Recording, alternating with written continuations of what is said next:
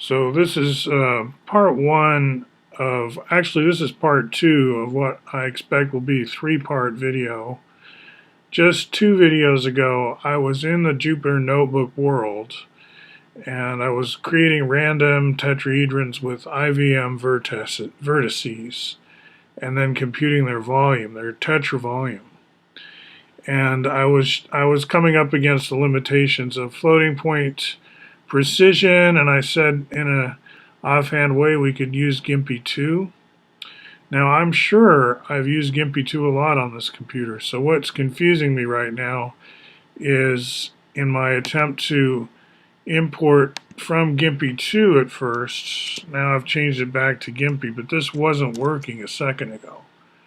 But now it is working, right? So I have a record of that in Spider as well. I was trying to import GIMP 2, you see it there, but hey, no module named that.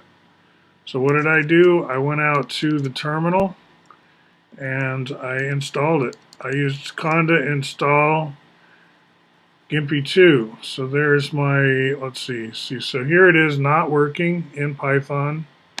I'm just somewhat mystified by that because, hey, I've been developing with GIMP 2 now for a while, as you can see in some of these other notebooks, especially the S stuff, the S module stuff. I really got into using GIMP 2 in that one. Anyway, what I'm going to do here is try to convert a new copy, so I won't mess with the old one.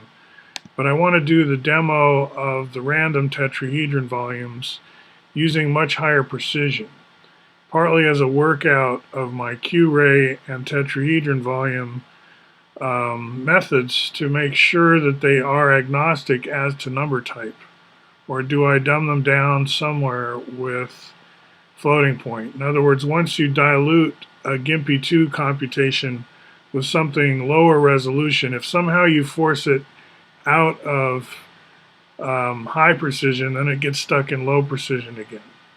So I wrote this originally, this code, to deal with just ordinary floating point numbers, and it's been somewhat of an uphill battle to generalize it more. So let's see what we do. I'm just going to stop this here and get back to you on my progress.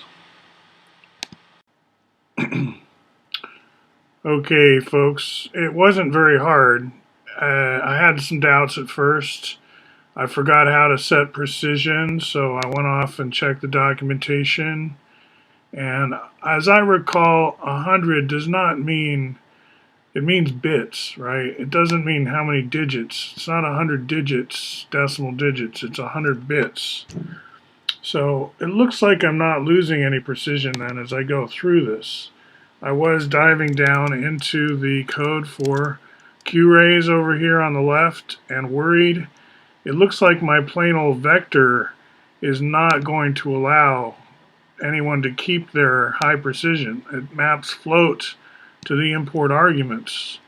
But the QVector, I guess I've been monkeying with that. I've somehow made it not depend on vector that much. Notice it does not inherit from vector. So in the QVector in particular, I've discovered that I can get 100 digits, or excuse me, 100 bits of precision, and it's still there. So going through the Jupyter Notebook again, I'm just testing to make sure that I continue to have 100 bits of precision as I go through.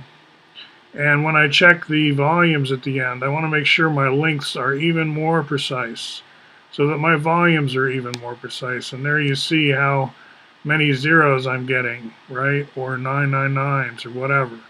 So I can come down here on the demo line again and keep hitting Shift Enter and occasionally land right on 0, but even more 9s of precision.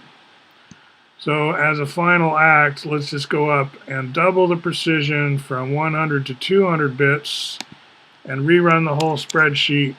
Let that change ripple through. So I'll go up and say, hey, kernel, restart and run all.